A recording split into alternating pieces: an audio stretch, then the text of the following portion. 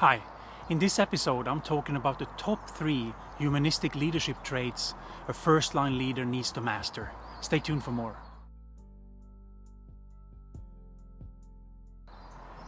Hi, my name is Johan Mylov. I'm the founder and CEO of Lean Dimensions International. I have leaders asking me about first-line leadership, and they want to put some effort in making sure that they have a strong foundation in the humanistic side of leadership. And for me, there are the top 3 things that you need to master as a first-line leader, and I would argue as any leader or manager in any business. And number 1 is to be able to put yourself in the right state of mind. So what I mean with that is that there are 2 ends to that, basically, if I do the short version here. In being in coach state or in crash state. The crash state means that you lose your peripheral vision, you're very focused on surviving, basically, like in a fire, active shooter, terrorism, things like that, that you actually have to survive. Its crash state is fantastic. It doesn't work at all for collaboration. And you can see sometimes when somebody is in crash state, they're kind of waiting for you to stop talking so they can say what they want to say. They're not really listening to you. In coach state, on the other hand, you're open, you're focused on the other person, you have a mindset of I don't know, but I'm eager to find out. Collaboration is very easy with a person like that. So as a first-line leader or any leader, you have to be able to put yourself in coach state.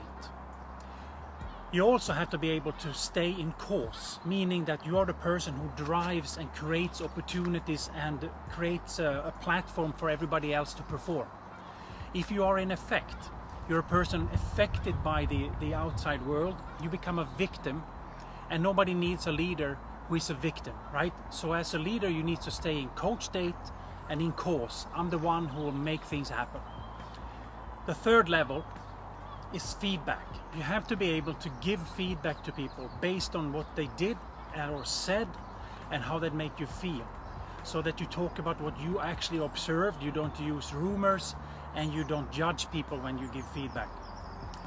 You also have to be able to receive feedback, because it's very hard if a leader cannot take on feedback at all.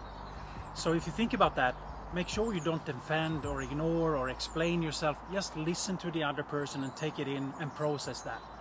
So the top 3 things humanistically that the leader needs to know is: what state of mind should you be in? Stay in coach state. How do you set your mindset for drive or victim? So stay in course to be the driver. And ensure that you are really good at giving and receiving feedback. There are the top 3 humanistic leadership sides.